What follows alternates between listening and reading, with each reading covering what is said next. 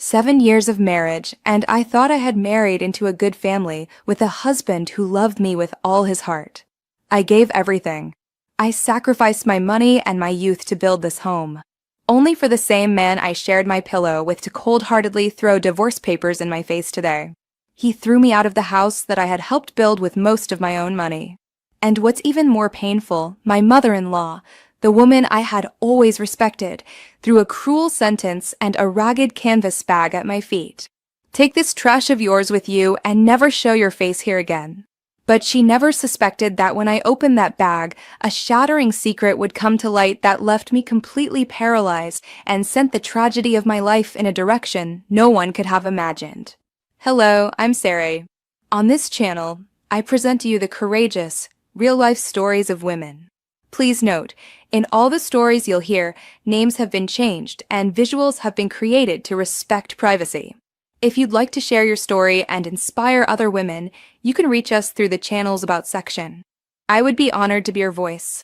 No, I invite you to listen to the story of a woman who found the strength to stand tall, despite life's challenges. The sharp click of my husband Liam's pen as he set it on the glass table echoed in my ears like a gunshot. Outside, a heavy summer thunderstorm was raging over Chicago. The heavy raindrops lashed against the window, cold and melancholic, just like my mood in this moment. I sat motionless on the high-end leather sofa with the divorce papers in front of me. Liam's fresh signature seemed like a mockery of my 7 years as a wife. I had a lump in my throat and couldn't get a single word out. I looked at him, the man I had fallen in love with at 20 and for whom I hadn't hesitated to give up a promising career to be his unconditional support. His face was as attractive and elegant as ever, but the look he gave me now was so strange, so icy, that it chilled me to the bone. He was no longer the tender husband who held me in his arms every night and whispered words of love to me.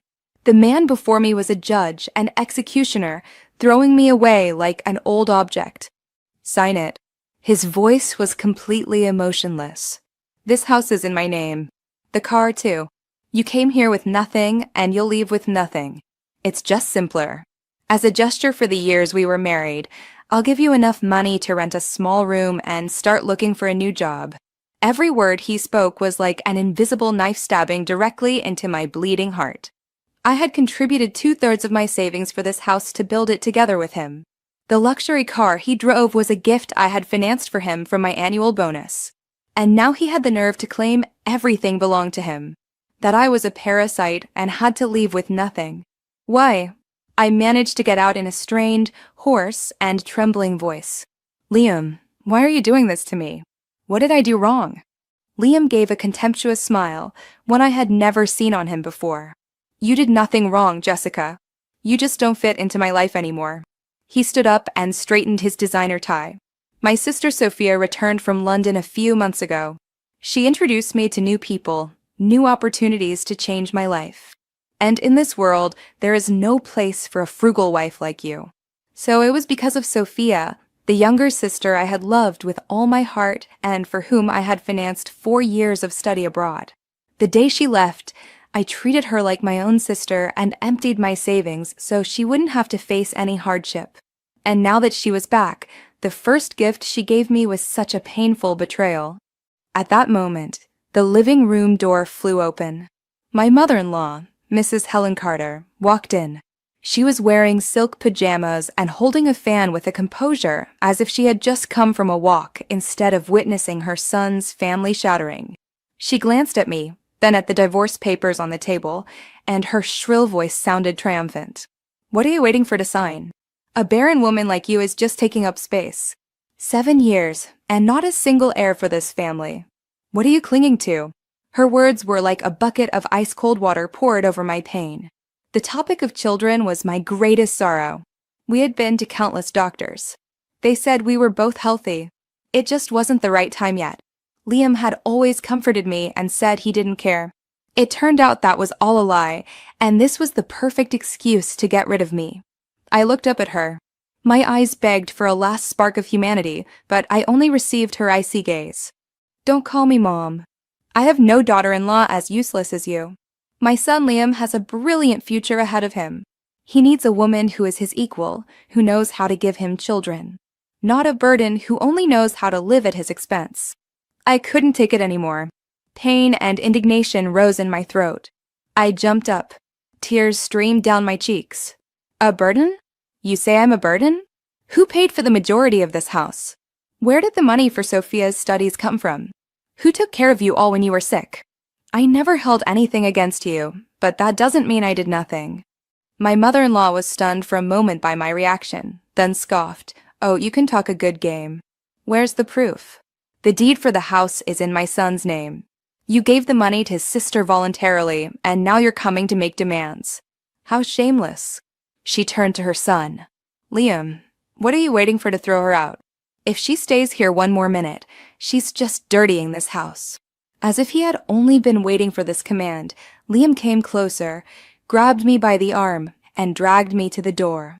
My suitcase, which had already been packed, was in the entryway. Get out. My patience with you is gone. He pushed me out the door, and I fell hard onto the cold floor of the porch. The rain continued to pour down heavily and burned painfully on my face. I looked inside at the man who had been my husband and at my mother-in-law, the people I had loved the most, who now looked at me with strange, cruel eyes. The heavy iron door began to close. At that exact moment, my mother-in-law came out of the house with an old, torn canvas bag in her hand. It was the bag I used to take to the farmer's market. She threw the bag at me, and it landed right next to a dirty puddle. Take this trash of yours with you too, and get out of my sight. Her voice screeched as the door slammed shut. I was left alone in the darkness, in the rain, and in absolute despair. I sat there, letting the rain soak me, my tears mixing with the water on my face. I didn't know where to go. I had lost everything. But maybe out of curiosity or a last spark of hope, I reached out with my trembling hand and picked up the torn bag she had thrown at me. I opened it, and what was inside took my breath away and opened a completely new chapter in my life. The thunderstorm still hadn't let up. I was huddled under the awning of a closed shop, soaked and freezing. The small suitcase lay abandoned next to me, and in my hands, I held the torn canvas bag.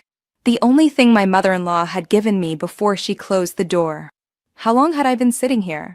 An hour, 2, or more? I didn't know. Time seemed to stand still.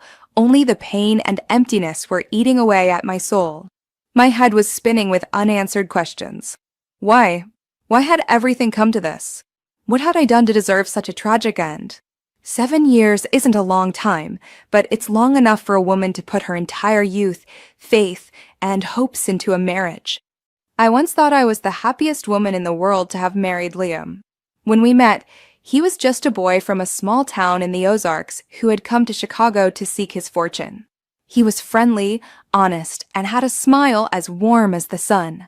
I was a fresh college graduate back then, starting to run a small fashion boutique. Our love developed naturally and gently. He had nothing, but he had a sincere heart. He told me, Jessica, I have nothing right now, but I promise you I will work hard to give you the best life. I won't let you suffer. I believed in that promise. I believed in his love. We got married in a simple ceremony without luxury cars, without an elegant restaurant, only with the blessings of family and friends.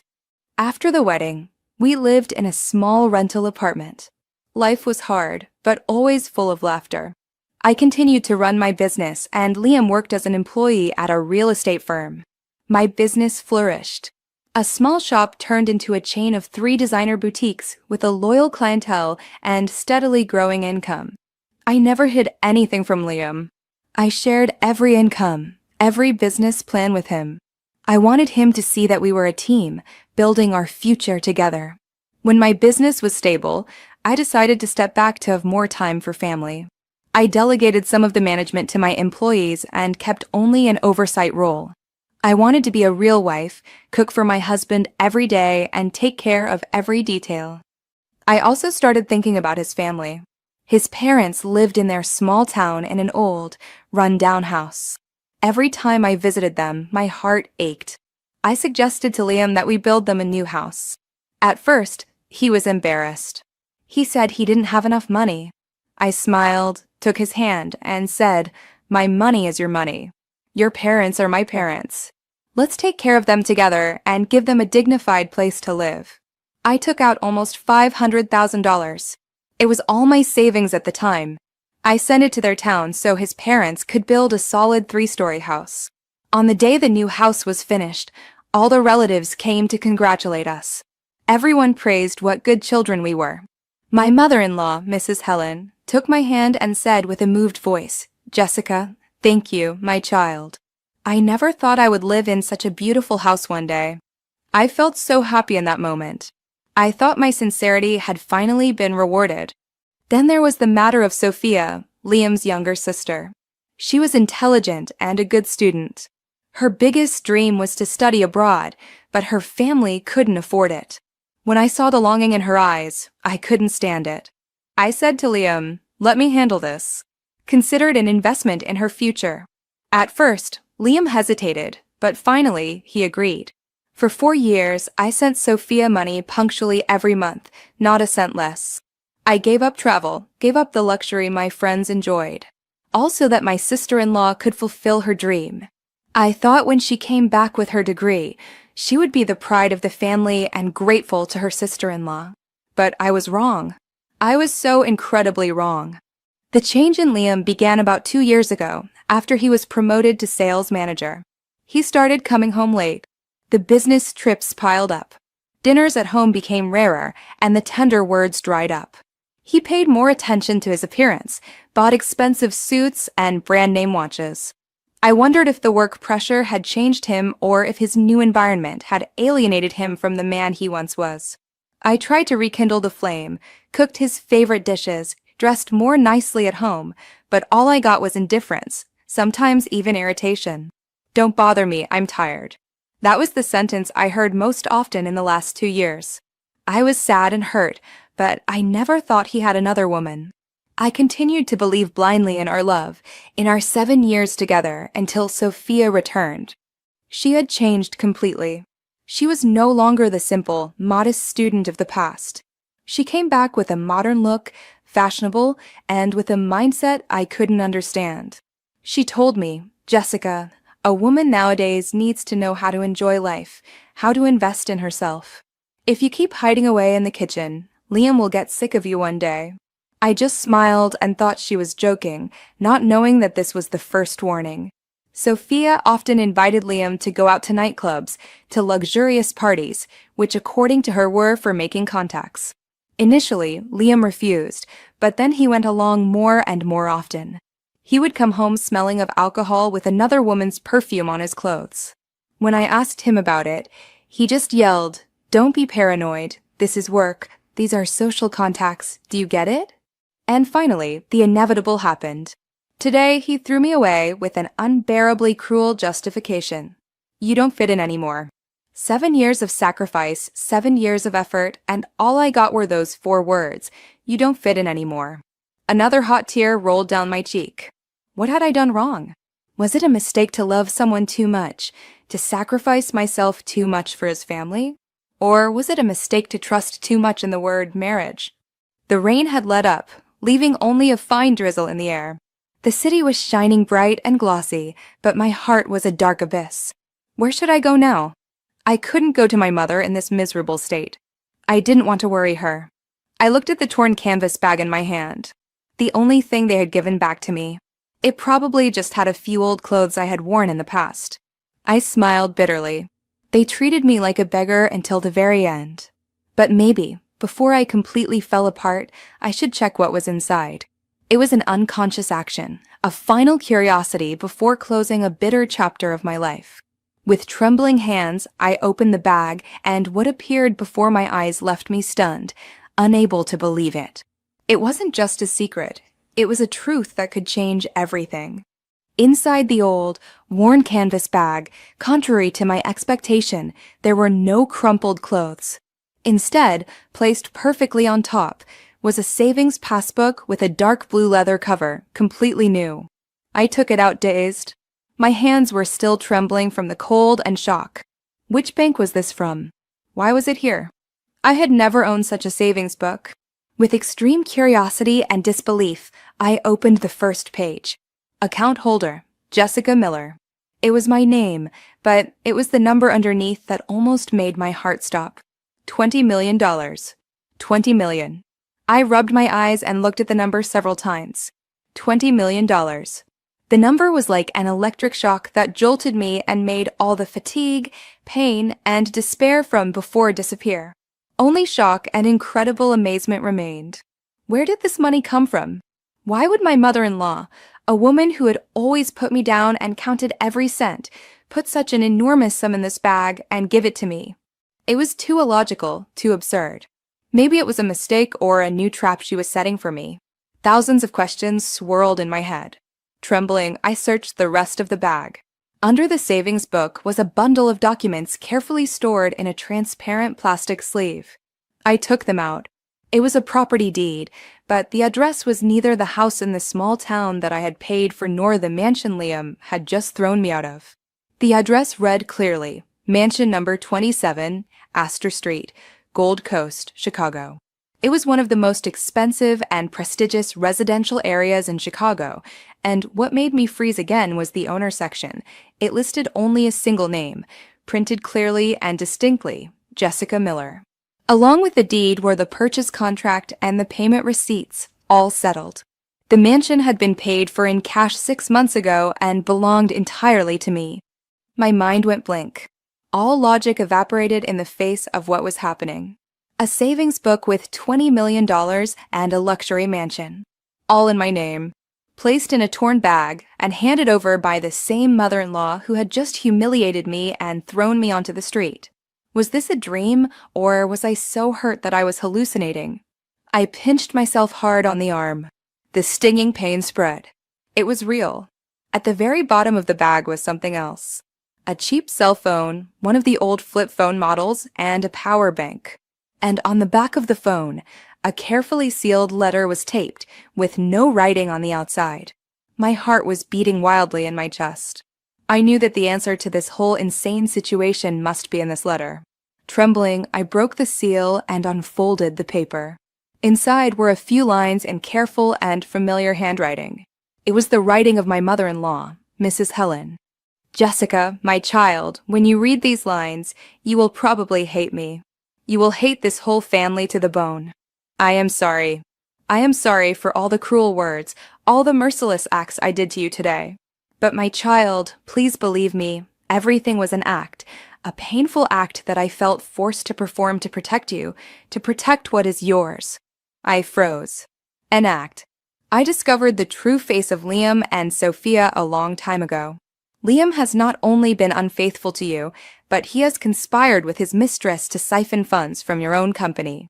And Sophia, the daughter I love the most, is not only ungrateful, but has pushed her brother to rob you of your belongings and put you on the street to clear the way for his mistress. I overheard their conversation. They planned to wait until they had emptied your accounts.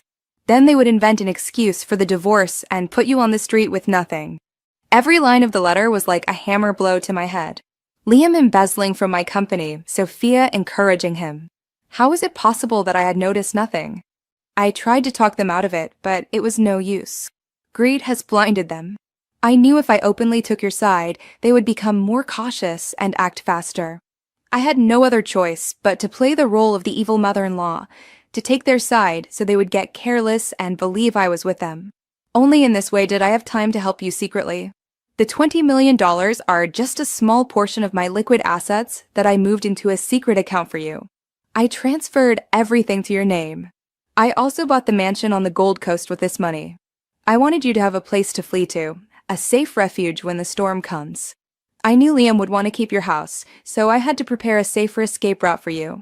I made sure all the property papers are in your name. He will never be able to touch them. Today, when I threw you out, my heart broke into 1,000 pieces. But I had to do it, Jessica. I had to let them see that you really left with nothing, that you were thrown out in absolute humiliation.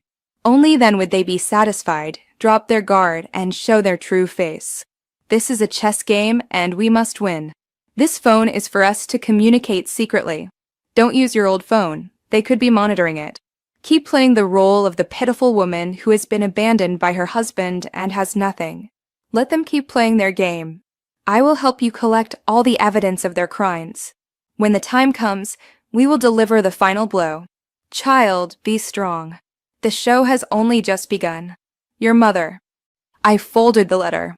Tears streamed down my cheeks, but this time they weren't tears of pain or despair, but of emotion, gratitude, and a hope that was reborn from the ashes. My mother-in-law, the woman I thought was cruel and cold, turned out to be the one who loved and protected me the most. She didn't choose direct confrontation, but a thornier, more painful path, accepting the role of the villain to protect me in the shadows. Such a bold plan, such an immense sacrifice. I honestly couldn't believe it. What would you have done after reading a letter like that? Let me know in the comments. I looked at the savings book and the property deed again. They were no longer just material things. They were love, trust, the weapon my mother-in-law had handed me. I dried my tears, my gaze becoming firm and sharp. I will not collapse. I will not let my mother-in-law's sacrifice be in vain. I will continue to play this part. I will act until the final curtain. Liam, Sophia, enjoy it while you can, because your happy times are coming to an end. My mother-in-law's letter was like a breath of fresh air that rekindled the flame of hope and the will to fight in me. I was no longer a miserable victim huddled in the rain. I had a goal, a plan, and above all, an incredibly strong and wise ally. I stowed the savings book, the deed, and the letter carefully at the bottom of the canvas bag and took only the cheap phone my mother-in-law had prepared for me. I had to get out of there quickly and find a safe place to begin my act. I couldn't go to my mother's right away.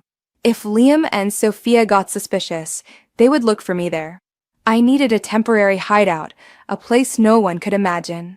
Suddenly I remembered Karen, a woman I had helped when she first came to Chicago to build a life.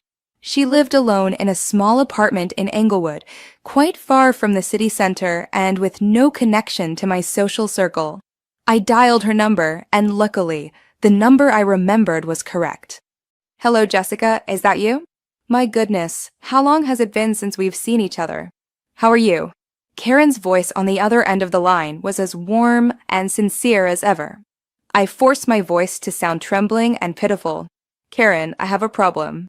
Could I stay with you for a few days? Karen didn't ask many questions, but just said firmly, of course, come over immediately. Still the same address. I'm expecting you. Karen's apartment wasn't big, but it was very tidy and cozy. When she saw me soaked and neglected, she was startled. She quickly gave me dry clothes and prepared a hot ginger tea for me. My God, what happened to make you look like this? Where is Liam? I sat there, held the warm cup tight, and began to tell her my story. But I told only half the truth, the painful half my mother-in-law had designed for me. I told her how Liam and his sister had betrayed me, forced me into a divorce, and thrown me out of the house with nothing. I cried, and this time the tears were not entirely acted. It was the frustration over my 7 years of sacrifice. I deliberately left out the part about my mother-in-law and the enormous fortune. Karen was furious when she heard me. She slammed the table and cursed Liam's family mercilessly. What villains? How can there be such vile people in this world? Don't worry, Jessica. Stay here with me. I'm not rich, but you won't lack for food. Don't be afraid. Karen's kindness touched me deeply. I knew I had found the perfect hideout. That night, I used the new phone with a prepaid card and sent my mother-in-law a message. I am safe. A few minutes later, she replied. Good, stay calm. They have already started to act. And so it was.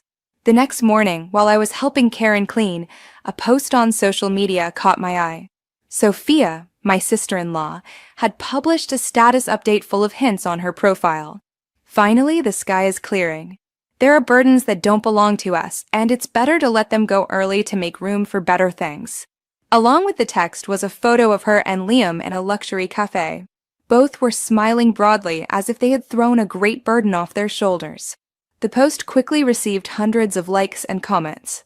Friends of Sophia and Liam asked, "What are you celebrating? Liam looks so sharp." Sophia didn't answer directly, but left only smiling and mysterious emojis, which increased everyone's curiosity. I knew this was her first move, a test of public opinion. They wanted to create the image that our marriage had ended amicably, that I had left of my own free will, while they began anew, shiny life. But their act didn't end there. That same afternoon, my mother-in-law sent me a short audio recording via the secret phone. It was a conversation between her and Liam at dinner. "Mom, I settled things with Jessica. She was reasonable, signed voluntarily, and left. I gave her some money. I didn't want her to go empty-handed." Liam's voice sounded haughty and magnanimous. "Better that way," replied Mrs. Helen, maintaining her role as the disinterested mother. "Settle it quickly and focus on other things. Sophia introduced you to that girl, right? The director of the modeling agency. Take the chance. A man can't be without a woman by his side." "Yes, Mom, I know. The girl isn't bad. Good family, pretty, intelligent. She will surely help me a lot in my career." I listened to the recording with an ice-cold heart. Barely a day after he had thrown me out, he was already planning his future with another woman. And my mother-in-law, her acting performance was masterful. She had skillfully brought up the topic so that Liam revealed his plans, the director of the modeling agency. So that was the opportunity to change his life that Sophia had mentioned.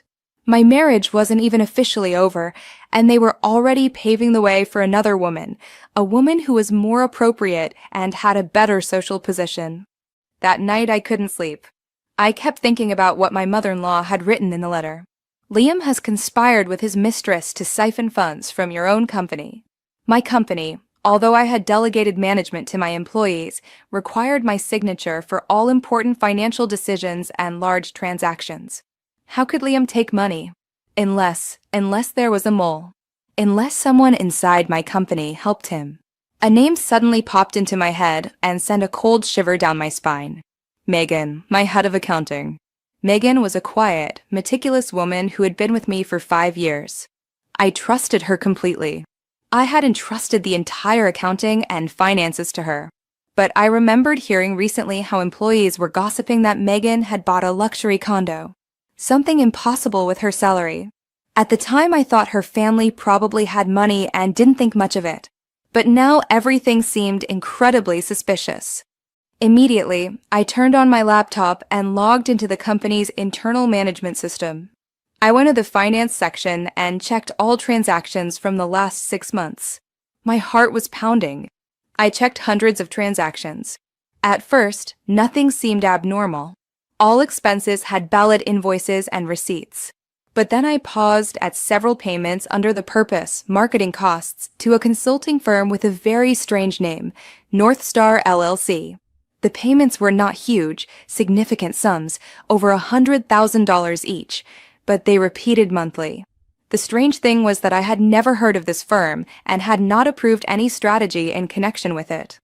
I quickly searched for North Star LLC online. The result left me stunned. The company had been founded only 6 months ago, and the legal representative was none other than Liam Carter, my husband. Everything was clear. He had founded a shell company and teamed up with Megan to create fake service contracts, and thus legalize the transfer of funds from my company into his own pocket. Such a refined, such a cruel plot. He had not only betrayed me emotionally, but he was robbing his wife of her hard-earned money. I sat in front of the computer. My hands were clenched so tight that my knuckles turned white. The rage in me reached its peak, but I knew this was not the moment to act. I had to stay calm, collect more evidence, not only to expose him, but to make him pay before the law. My play now had a new villain, and I knew I needed an even more perfect plan than theirs to defeat them. The shock of discovering the embezzlement by Liam and Megan did not throw me off course. On the contrary, it acted as a catalyst that made my determination stronger than ever. I was no longer an innocent lamb waiting and suffering. I had turned into a she-wolf, a wounded she-wolf patiently waiting for the moment to counterattack. I knew I couldn't act alone against a devilish alliance of my husband, my sister-in-law, and a trusted employee. I needed stronger and more reliable allies. The first person I thought of was my own mother. My mother, Rebecca, was a retired teacher. She was friendly and kind, but by no means weak. She had always taught me that a woman can sacrifice for others, but must never allow them to trample on her dignity. The next morning, I took an early train to visit her. I hadn't called ahead. I wanted to surprise her. Her small house on the outskirts was as peaceful and warm as ever. When I suddenly appeared with my haggard look, my mother got worried. But before she could ask, I hugged her tight, like a child seeking refuge in the safest place in the world. I told her everything, how I had been thrown out of the house, the plot by Liam and Sophia, and the play directed by my mother-in-law. I showed her the letter from Mrs. Helen and the evidence of the shell company. My mother listened in silence. Her face changed from concern to astonishment and then to indignation. When I was finished, she said nothing, but only squeezed my hand tightly. "My child, you have suffered so much," she said with a cracked voice. "From now on, you are not fighting alone anymore. Mom is here." My mother's support was a balm that gave me great calm, but I knew that love alone was not enough to win this legal battle. I needed someone who knew the law, someone who could turn my evidence into a sharp weapon. "Mom, I need a good lawyer," I said. My mother nodded immediately. "I have an old friend. His name is Dr. Lincoln. He is a very well-known lawyer in Chicago, specialized in asset disputes and divorces. He is a very direct and just man, and he hates liars. Let me call him right away." The meeting with Dr. Lincoln took place that same afternoon in his law firm. He was a middle-aged man, tall, with a distinguished aura and an incredibly sharp gaze. After examining all the documents I had provided him, my mother-in-law's letter, the account statements, the information about Liam's shell company, Dr. Lincoln just nodded with an unmoved face. His calm made me a little impatient. "Dr. Lincoln, what do you think? Is this enough evidence for?" He interrupted me with a firm voice. "It is not only enough evidence for you to win the divorce and get back all your assets, but it is enough to file criminal charges against Liam for embezzlement and fraud. Even his sister Sophia and the accountant could be considered accomplices." He looked at me seriously. "But the question is not whether we have enough evidence, but how far you want to go. Do you want to put your husband in prison?" His question made me freeze. Put Liam in prison? I had never thought of that. Despite all his cruelty, he was still the man I had once loved, my husband for 7 years. A part of me still hesitated. Seeing my silence, Dr. Lincoln continued. "Jessica, I understand how you feel, but you must consider that misplaced pity is cruelty to yourself. Someone who feels nothing for you anymore, who betrayed you and stole the fruits of your labor, deserves no consideration. This fight is not only to get back what belongs to you, but to prevent them from continuing to deceive other women." The lawyer's words lit up the dark corners of my mind. He was right. I couldn't be weak in this moment. If I forgave Liam, it would be as if I were tolerating evil. "I understand." I raised my head. My gaze became determined. "I want everything to be settled according to the law. Whoever has done wrong must face the consequences." "Good," nodded Dr. Lincoln with satisfaction. "Then let's start with the plan. For now, keep playing your role. Act pitiful, desperate. The more you do that, the more certain they will become of their victory. In the meantime, I will discreetly collect further evidence, especially witness statements from your company's employees, to build the case. We will not attack immediately. We will wait for the perfect moment, when they least expect it, to deliver the final blow." Leaving the law firm, I felt a sense of absolute certainty. I had a clear plan, a defined strategy. I was no longer a small ship drifting rudderless on the ocean. I had a beacon to guide me and an experienced captain. I returned to Karen's apartment and continued my role. I made myself appear more frail, ate and slept little, and spent the day with a vacant stare. Karen looked at me with pity and kept encouraging me. I knew her concern was sincere, but I couldn't tell her the truth. The fewer people who knew about the act, the safer it was. The plan was risky, and I had to play the part of a broken woman perfectly. Do you think you could have pulled off an act like that? In the meantime, Liam and Sophia were celebrating their victory elsewhere. My mother-in-law kept me updated. Liam had made his relationship with the model public. He went shopping with her and to luxury restaurants without any shame. Sophia didn't stop boasting on social media with designer clothes and exotic trips financed by her beloved brother. They were intoxicated by their success, not knowing an invisible net was slowly closing around them. I read my mother-in-law's messages, saw the photos of Liam and Sophia, and my heart remained calm. I felt only pity for them. They were happily dancing on the edge of an abyss without realizing it. My act continued. Every day, I played the role of a failed and pitiful woman perfectly. I didn't contact Liam and showed no sign of resistance. My silence led him and his family to become completely careless. They believed I had accepted my fate, that I had given up, and that was exactly what I wanted. I needed them to be certain of their victory and arrogance so that when I acted, they would have no time to react. One night, while I was alone in my room, the secret phone vibrated. It was a message from my mother-in-law.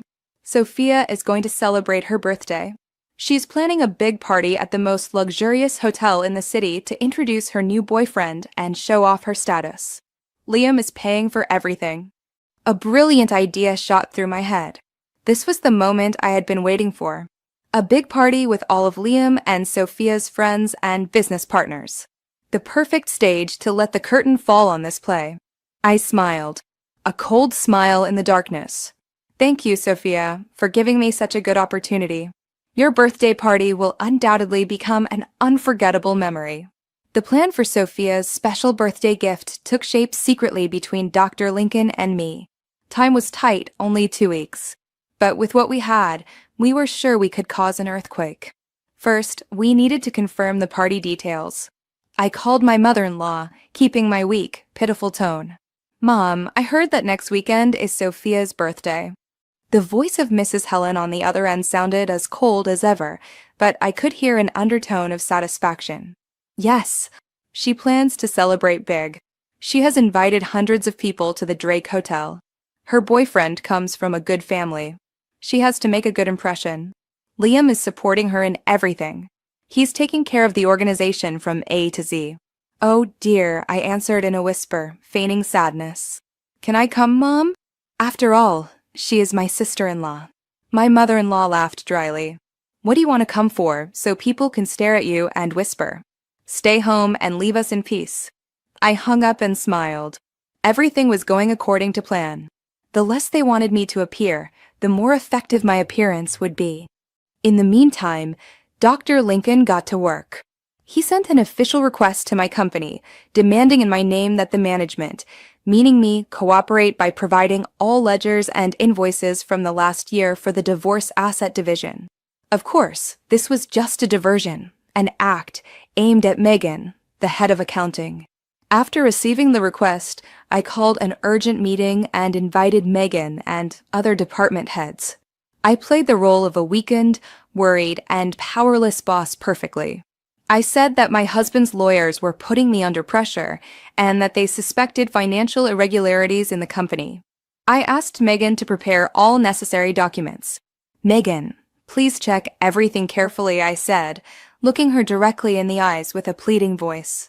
I trust you completely, but Liam's lawyers are very aggressive. If they find any mistake, not only me but the whole company will be in trouble.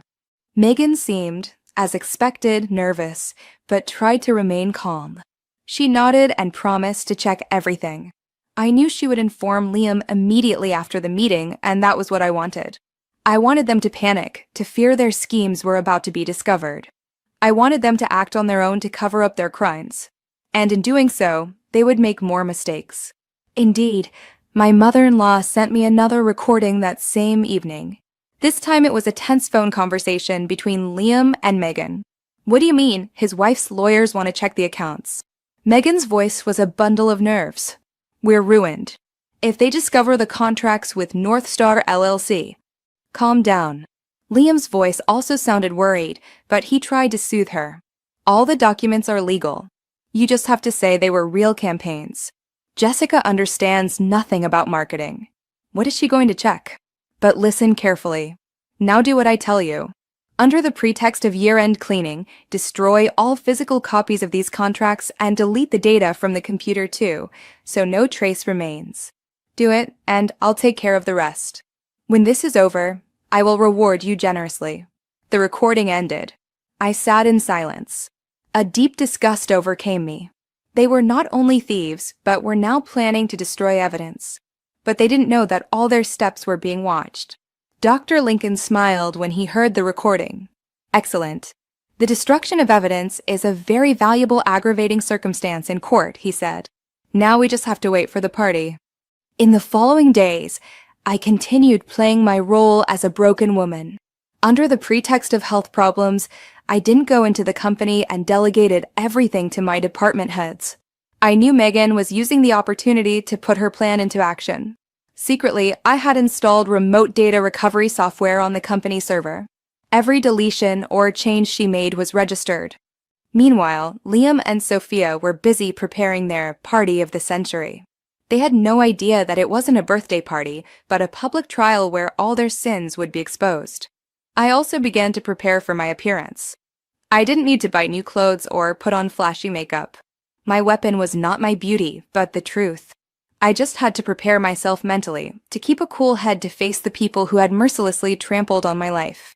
I contacted a few close friends, those who had been with Liam and me from the beginning, and invited them to a special event on Saturday evening at the Drake Hotel. I gave them no details, just told them that they would see a very interesting play. The day of the party had finally come. I looked in the mirror. I was no longer the tired and haggard Jessica. I had regained the demeanor of a confident and determined businesswoman. I chose a black dress, simple but elegant, an updo, and an intense red lipstick full of strength. My mother took my hand, her gaze full of trust. "Go, my child, it's time to let the curtain fall." I nodded and took a deep breath. That night, Chicago would not sleep. The Drake Hotel was a splendor of luxury and glitter that evening, like a fairy tale palace.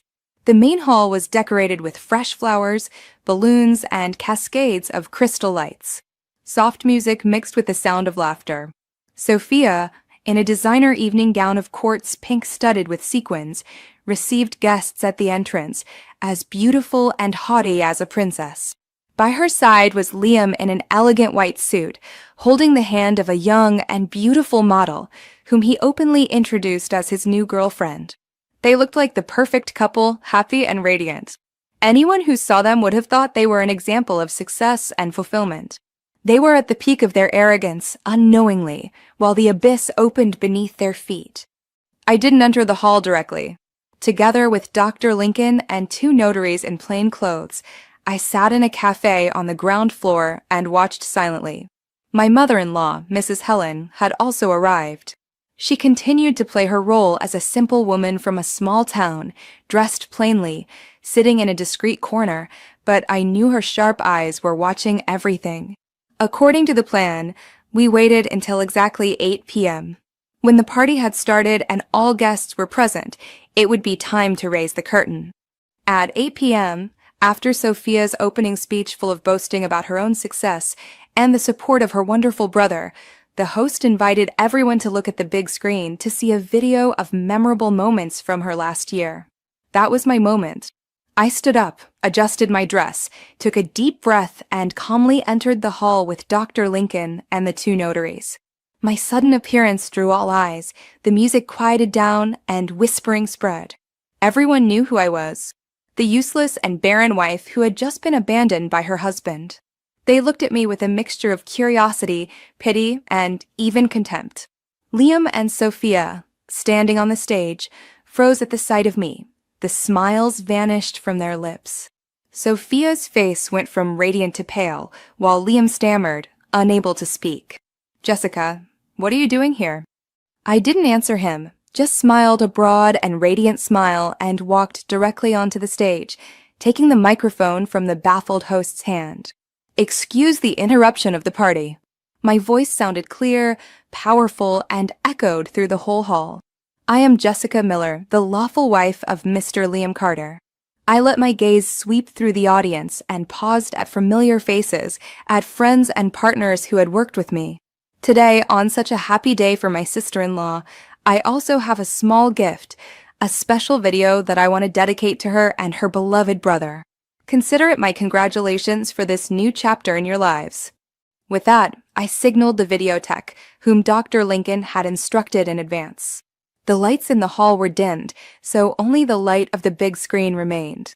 The video began. It wasn't glamorous pictures of Sophia, but a photo of the old house in their hometown before the renovation with the text, "Here's where the story begins." Afterwards, enlarged account statements appeared one after another, clearly showing the senders named Jessica Miller and the recipients Liam Carter and Sophia Carter, with sums amounting to hundreds of thousands of dollars. A subtitle stated, "Money for the construction of the in-laws' house, money for the 4 years of the sister-in-law's studies in London. All from a parasitic wife." Seeing their faces, a part of me felt a twinge of doubt. Was this going too far, or was it the justice they deserved? Tell me what you think below. The hall went into an uproar, the whispering growing louder. The faces of Liam and Sophia went from white to purple. The video continued, showing screenshots of the transactions between my company and Liam's shell company, North Star LLC. Fake contracts, fraudulent invoices, everything was projected with crystal clear clarity. The following text appeared, and this is how a wonderful husband responds. He embezzles almost $1 million of his wife's money to finance his mistress. The screen changed and showed a series of photos of Liam and the model embracing and being intimate in various places, from luxury restaurants to hotels. "Turn that off. Turn this garbage off immediately," screamed Liam, trying to climb onto the stage, but it was already too late. Dr. Lincoln and the 2 notaries blocked his way. The video continued. This time it was the recording of the conversation between Liam and Megan, where they planned the destruction of evidence. Their voices sounded clear and undeniable. "Delete everything so that no trace remains." The hall exploded. Shouts, boos, insults from all sides. People turned to Liam and Sophia with disbelief, disgust, and contempt.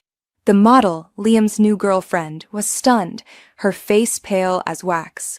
She hadn't expected to be just a pawn in his game. The video ended with the image of the divorce papers Liam had thrown at me, with the pathetic severance pay and the demand, "You'll leave with nothing." The last text appeared on the screen like a verdict.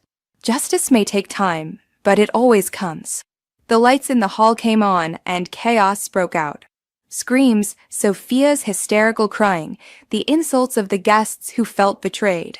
The journalists we had notified rushed onto the stage, aimed their cameras at Liam and Sophia, and bombarded them with questions.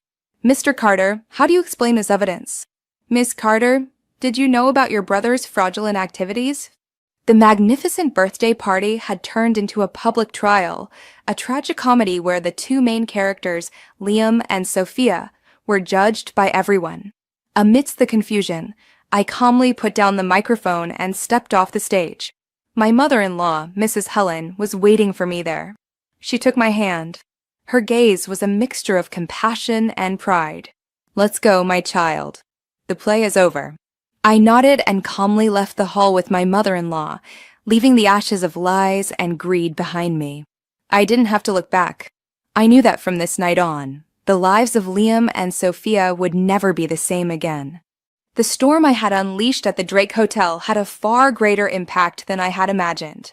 That very night, the video of the birthday gift and the recordings of the chaos at the party spread on social media like wildfire. In a single night, Liam Carter went from being a successful sales manager to a fraudster and a villain condemned by society. Sophia Carter was exposed, going from a proud princess and brilliant student to an ungrateful person living off her sister-in-law's sacrifices. Her scandal became the hottest topic in all forums and conversations. The stock of the company Liam worked for plummeted. Partners canceled contracts, and friends and colleagues turned their backs on him. They lost everything in one night: career, reputation, and the relationships they were so proud of. The next morning, the police initiated an official investigation. With the evidence presented at the party and my report, Liam and Megan were brought in for questioning. A travel ban was immediately imposed, thwarting any escape plan. In the meantime, my mother-in-law and I found a strange peace. After the successful premiere, we returned neither to Karen's apartment nor to my mother's house. My mother-in-law organized a short trip to a resort at Lake Geneva. She said we needed to get out of the eye of the storm and let the law and public opinion do their work. And most importantly, I needed to rest and heal the deep wounds in my soul. For the first time in many years, I felt a true sense of freedom. I walked along the shore, listened to the sound of the water, and breathed the fresh mountain air. I didn't have to worry anymore, didn't have to plan, didn't have to act. I could be myself. My mother-in-law, Mrs. Helen, also seemed to have a great burden lifted from her shoulders. She no longer had that strict and grumpy expression. She smiled and talked more. She told me about her youth, about the difficulties and failures she had overcome. It became clear to me that behind the hard and cruel facade she had built was a woman who had also been hurt and had to fight alone. "I'm sorry, Jessica," she said suddenly one evening as we sat on the balcony looking at the lake. "I was wrong to treat you like that. I was selfish. I only thought of my children and forgot that you were also my daughter." I took her wrinkled but still warm hand. "I don't blame you, Mom. I understand. It's all over." "No, it's not over." She shook her head. Her gaze became serious. "I must compensate you. And not just with money, but with something more." I didn't understand what she meant until we returned to Chicago, and she led me to a luxurious office building on Astor Street. She escorted me to the top floor and opened the door to an office with a brass plate that read, "Office of the President, Westwood Real Estate Group." I froze. The Westwood Group was one of the largest real estate conglomerates in the country, a formidable competitor to Liam's former firm. This is your company?" I stammered. "More precisely, it is the company my grandfather left me, and which I have managed in secret all these years without anyone knowing," said Mrs. Helen with a calm but proud voice. I couldn't believe what I was hearing. My mother-in-law, whom I thought was a simple housewife, was the president of a great empire. "Why? Why did you hide it?" "Because I wanted to test people." "My child," she said with a gaze that wandered into the distance. "I wanted to see how my own children would treat me if I had nothing. And I received my answer. They were only interested in my money, my property. Only you, Jessica, only you treated me with a sincere heart, even when you thought I was just a grumpy old woman with nothing to offer." She turned to me, her gaze full of trust. "Jessica, I am old. I have no strength left to continue this. I want you to take my place. You have the talent, the courage, and most importantly, a noble heart. You will do it better than I." Her proposal was like a thunderclap. Me, president of the Westwood Group? That was unimaginable. "But I have no experience in the real estate sector," I stammered. "Business is business. The sector doesn't matter, child." She smiled tenderly. "If you could build a chain of shops from scratch, there is no reason why you cannot lead this group. Besides, you won't be alone. You will have me and a team of the most loyal people by your side." I looked into my mother-in-law's firm eyes. I knew it wasn't just an offer, but a handover of absolute trust. I was no longer an abandoned wife, no pitiable victim. I had the chance to start over and build an even brighter career than before. I took a deep breath. "Yes, I will not disappoint you," I said with a firm voice. On that day, as I left the Westwood Group building, I knew that my life had turned a completely new page, full of challenges, but also full of promise. I would live not only for myself, but to live up to my mother-in-law's trust and build a better future. And I knew that somewhere, when Liam and Sophia learned this news, they would regret it to their very core. But it was already too late. They themselves had destroyed everything they had. The news that Jessica Miller, the abandoned wife in the Liam Carter scandal, became the new president of the Westwood Group overnight caused an even greater shock than the scandal at the hotel. The Chicago business world held its breath. No one could believe that the woman they thought was a useless parasite had such an impressive background. Newspapers and news portals dedicated whole pages to her again, but this time it was not criticism or pity, but admiration and amazement. They called me the mysterious entrepreneur, the phoenix risen from the ashes. My face appeared on the front pages of renowned business magazines. My story became a source of inspiration for millions of women. I paid no attention to the flattery. I knew the path ahead was full of thorns. Taking over the leadership of a group like Westwood was no easy task. I had to learn, to work 100 times, 1,000 times harder. I threw myself into work like a moth to a flame. During the day, there were meetings, project reviews, problem solving. At night, I studied financial reports and real estate market documents. My mother-in-law, Mrs. Helen, became my best advisor. She didn't intervene directly in the management, but her advice and valuable experience helped me enormously. She taught me to read people, to negotiate, to make bold but not reckless decisions. Little by little, I proved my worth. Under my leadership, the Westwood Group not only remained unaffected by the change in leadership, but experienced spectacular growth. I boldly and effectively implemented new business strategies. New projects were successfully launched and generated enormous profits. The shareholders, who were initially skeptical, now trusted and supported me completely. In the meantime, the trial against Liam and his accomplices came to an end. Faced with irrefutable evidence and public outrage, the court imposed a very harsh sentence. Liam Carter was sentenced to 15 years in prison for fraud and embezzlement. Megan, the head of accounting, received 7 years for aiding and abetting. Sophia, although not directly involved in the embezzlement, was sentenced to 3 years of probation for her role as an instigator and beneficiary and had to pay back all the money she had spent. I did not attend the trial. I didn't want to see their defeated faces again. For me, all accounts had been settled that night at the hotel. I was told that Liam screamed and cursed at the sentencing, blaming me and my mother-in-law for everything. Sophia collapsed in the courtroom. Their family was completely finished. Their parents, seeing both their children involved in legal problems, had to sell their house in their hometown to pay for lawyers. But it was in vain. They paid a very high price for their greed and wickedness. One afternoon, just as I was about to leave the office, I received a call from an unknown number. It was my mother. Her voice sounded hesitant. Jessica, Liam's parents, they came to my house. I froze. What did they come for? They came to ask you for forgiveness, said my mother. They are kneeling and crying at the door, saying they were wrong and begging you to forgive them and save Liam. The neighbors have already gathered to watch. What should we do? I was silent for a moment. A mixture of emotions overcame me.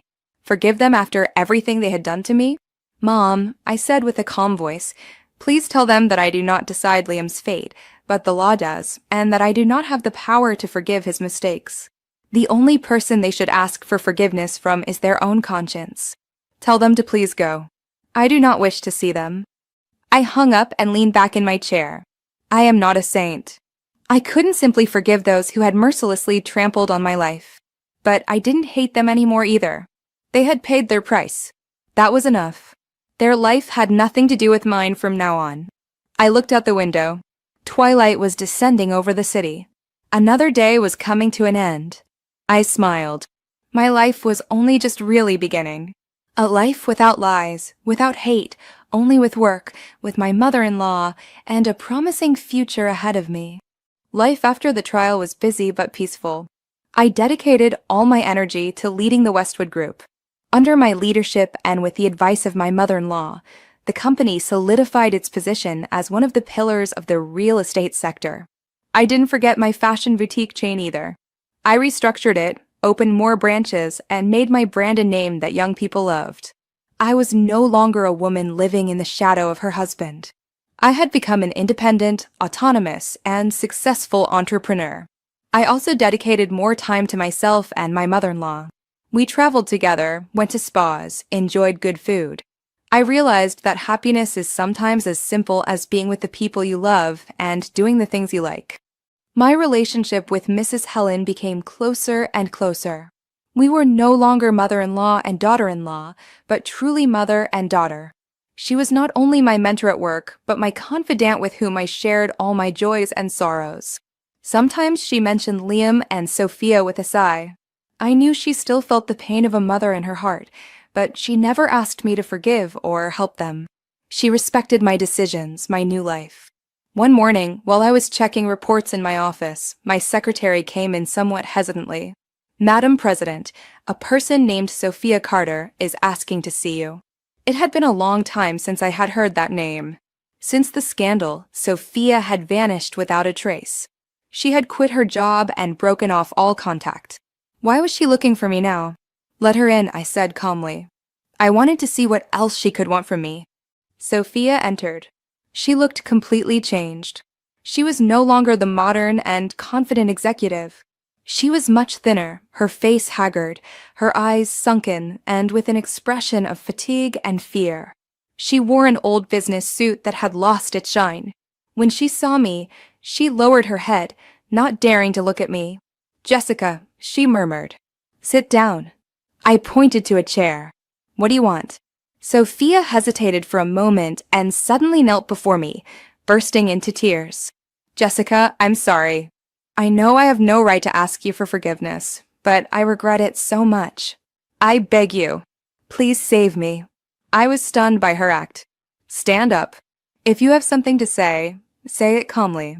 I didn't want to seem magnanimous, but I also didn't want to witness this humiliating scene. After a while, Sophia calmed down and told me her story. It turned out that after Liam's scandal, his mistress, the model, had quickly fled with a large sum of money that Liam had embezzled. She had fled the country and left Sophia alone to face the consequences. Sophia had been implicated as a friend and accomplice. Although her sentence was lighter than Liam's and Megan's, her reputation in the financial world was ruined. No company wanted to hire her. She lived as an outcast, despised by everyone. "I lost everything, Jessica," she said, sobbing. "Career, friends, honor, nothing is left. For months I've been doing menial jobs to survive. I can't go on. Give me a chance to rebuild my life. I promise to do everything to make up for my mistake." She looked at me, her eyes full of pleading. "I know I don't deserve it, but I beg you." I looked at her silently. An indescribable feeling overcame me. Should I forgive the woman who, along with others, had stabbed me in the back? But then I saw a reflection of myself in her, the image of a woman who had also lost everything, who had been at the bottom of despair. If it hadn't been for my mother-in-law, perhaps I wouldn't have been able to get back up either. "Stand up," I said, my voice softening. "I don't want to dwell on the past. We all make mistakes. The important thing is knowing how to regret them." Sophia looked up. Her eyes widened with hope. "Does that mean you?" I didn't say I forgive you, I interrupted her. "Betrayal can't be erased so easily, but I can give you a chance." I took out a business card and wrote an address on it. "This is the address of a social center that the Westwood Group sponsors. They need an accountant. It's not a glamorous job and the salary isn't high, but it's enough for you to start over. Go there and use your talent to help people in need. Consider it a form of reparation for your mistakes." Sophia took the card, her hands trembling. She couldn't say anything, only bowed her head. Tears of remorse ran down her cheeks. As she left, I followed her stooped figure with my gaze and felt a sense of lightness.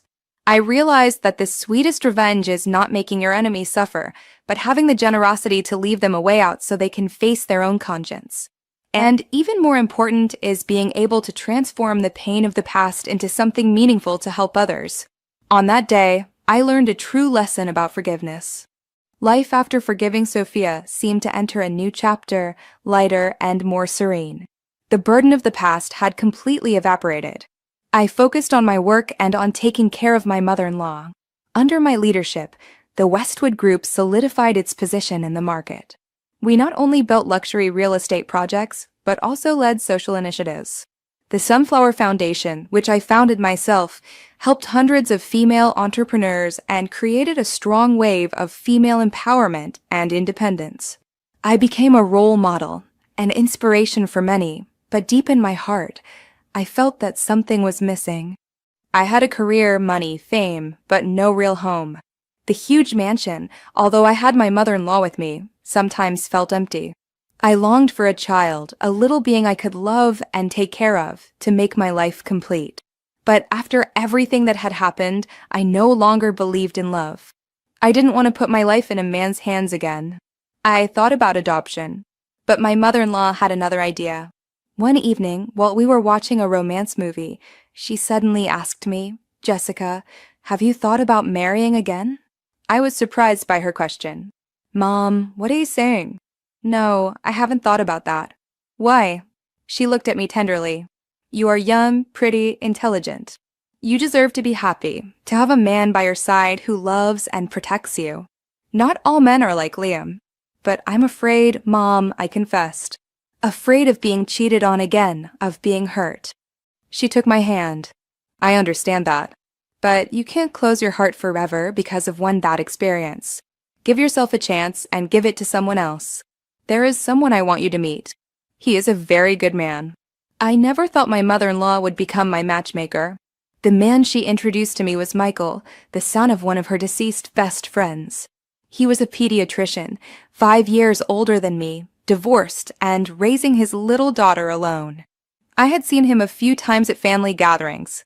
My impression was of a quiet man who spoke little, with a friendly smile and a very warm gaze. At my mother-in-law's insistence, Michael and I started seeing each other. Initially, it was just coffees and casual conversations, but gradually I felt attracted by his sincerity, his understanding, and his good heart. He didn't use beautiful words and didn't give me expensive gifts. He was simply there for me, listening to me and comforting me when I was tired. He also told me about his past marriage, about the pain and difficulties of raising a daughter alone. By his side, I felt at peace and could be myself. I didn't have to pretend to be strong or hide my wounds. He loved the real Jessica, with my strengths and my weaknesses. Lily, his daughter, was a lovable and affectionate girl.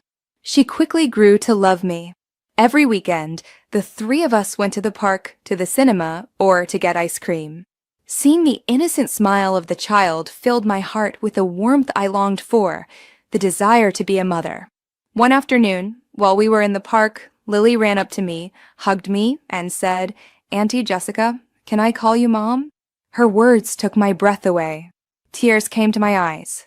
I held her tightly and nodded happily. Of course, my child. Michael, who stood next to us, looked at us with shining eyes full of emotion. He came closer, knelt down, and took out a small velvet box. Inside was a simple but exquisite diamond ring. "Jessica, will you marry me?" he said with a sincere and warm voice. "I don't promise you the material wealth you already have, but I promise you something you have always looked for, a family, a true home, a place with me, Lily, and unconditional love." I didn't hesitate anymore. I nodded and offered him my hand so he could put the ring on it. A tear of happiness rolled down my cheek. After so many storms, I had finally found my safe haven. Our wedding was simple but cozy on the coast of Maine, with only family and closest friends. My mother and my mother-in-law, the two grandmothers, held hands and smiled radiantly. Lily, in a beautiful princess dress, was the flower girl for her own parents. In the moment of the ring exchange under the spectacular sunset, I knew I had found true happiness. A happiness that did not come from money or fame, but from sincerity, understanding, and true love. Life after the wedding with Michael was a sweet and quiet dream. We moved into the mansion on the Gold Coast. The house, which was once cold, now overflowed with Lily's laughter and the warmth of a real family. Michael was a wonderful husband and father. He loved me deeply and took care of Lily devotedly. He helped her with homework, played with her, and read stories to her before bed. His love gradually healed the girl's wounds and helped her become more cheerful and confident. I also found happiness in my role as a mother. I learned to cook Lily's favorite dishes. I decorated her room like a princess castle. I spent time talking with her and sharing secrets. The unconditional love I gave her was also the medicine for my own scars. My mother-in-law, Mrs. Helen, was thrilled with my new family. She treated Michael like a son and Lily like her granddaughter. Every weekend we all met, cooked together, and watched movies. This warm and happy atmosphere was what I had longed for so long. My work at the Westwood Group continued to be demanding, but I learned to balance my professional and family life. I was no longer obsessed with work. I knew that the greatest success of a woman is not how much money she earns, but building a happy family. One afternoon, I received a call from the prison at my office. It was Liam. I hadn't heard from him in a long time. I hesitated, but then picked up. "Jessica, it's me." His voice sounded hoarse and tired. "Thanks," I answered calmly. "Are you calling about something specific?" "No, nothing special. I just wanted to ask for your forgiveness one more time. I know it's too late, but I really regret it. In here, I've had a lot of time to think. I was wrong in an unforgivable way. I destroyed my own happiness. I lost the best woman in the world. I listened silently. My heart remained calm. I also feel guilty because of my mother, he continued with a cracked voice. I am a bad son. I wasn't by her side when she needed me most. If you can, please take care of her for me and also of my parents. They are already old and have suffered a lot. I know I have no right to ask you this, but you don't need to say more, I interrupted him. I will take care of your parents. You focus on getting better. That is the best way to make up for your mistakes. I hung up. I felt no anger anymore, only pity. He had paid a very high price for his mistakes. A few days later, I visited the old and simple neighborhood where his parents lived. After the scandal, they had to sell everything and return to their old house. I stood before the peeling wooden door with a strange feeling. I knocked. Liam's mother opened. When she saw me, she froze, her eyes full of surprise and shame. She had aged a lot. She no longer had that proud and bitter aura. Jessica, what? What are you doing here? She stammered. I came to visit you. I smiled, a smile without resentment. I entered the small house, which was untidy and smelled of dampness. His father lay on a folding bed. After a stroke, he had remained paralyzed on one side. When he saw me, he tried to sit up with tear-filled eyes. I placed a fruit basket and an envelope on the table. I brought you a little something. Here is some money so you can make ends meet. I also contacted a good rehab center. They will come to your home to help him with his exercises. Liam's mother burst into tears. Tears of late remorse. Jessica, we did you so much wrong. We don't deserve this. The past is the past, I said sincerely. I'm not doing it for you. I'm doing it for Liam. After all, he was my husband, and I'm also doing it for myself. I don't want to live with hate. I left there with a light heart. I realized that forgiving not only frees the other person, but also frees yourself. Only when you let go of the past can you find peace and happiness. A year after our wedding, our small family welcomed a new member. A beautiful boy, the spitting image of Michael. The arrival of little Leo brought us complete happiness. The mansion was always filled with the laughter of the two children. Lily became a wonderful big sister who adored and spoiled her brother. Seeing them play together filled my heart with warmth and gratitude. I thanked life for the opportunity to be a mother, to experience this sacred and unconditional love. I continued my work at the Westwood Group, but learned to organize my time more efficiently. I delegated more to my employees. I wanted to spend more time with my family, with Michael and the children, because I understood that no career can replace the happiness of home. Michael remained an exemplary husband and father, my rock in every storm, at work and in life. My mother-in-law, Mrs. Helen, retired completely and dedicated her time to looking after her two grandchildren. Her joy was seeing them grow up healthy and happy. The Sunflower Foundation grew into an organization of great influence, a home for thousands of female entrepreneurs all over the country. I no longer led it directly, but had passed the torch to the new generation and acted only as a mentor and source of inspiration. Sometimes I received news from Liam's family. His parents lived a modest and quiet life in their hometown. Liam got out of prison on probation after a few years of good conduct. He became a quiet and reserved man. He stayed in his town, found a normal job, and started over. He never contacted me again. Sophia, for her part, also changed. She led a discreet life, and as I learned, she had married and started a family. Maybe she too finally found her way. One weekend afternoon, the whole family was in the garden. Michael and Lily were playing on the lawn. My mother-in-law and I sat on the porch swing with little Leo in my arms and watched the sunset. Are you happy, Jessica? My mother-in-law asked me suddenly. I smiled and leaned my head on her shoulder. I am very happy, Mom. I have never felt so happy and at peace. Me too, she said with a gaze that lingered on the horizon. My life had many storms. I thought I would never find happiness. But then you came and brought light and hope. Thank you, my daughter. I hugged her, overwhelmed by emotions. My journey hadn't been easy. I had fallen, suffered, been desperate, but I hadn't given up. I had risen again stronger and more resilient and had finally found happiness. True happiness. I looked at Michael and the laughing children, my mother-in-law smiling by my side, and I realized that life is like a painting with its light and dark sides. The important thing is knowing how to walk through the darkness to find and paint your own bright colors. And I had found the color palette of my life.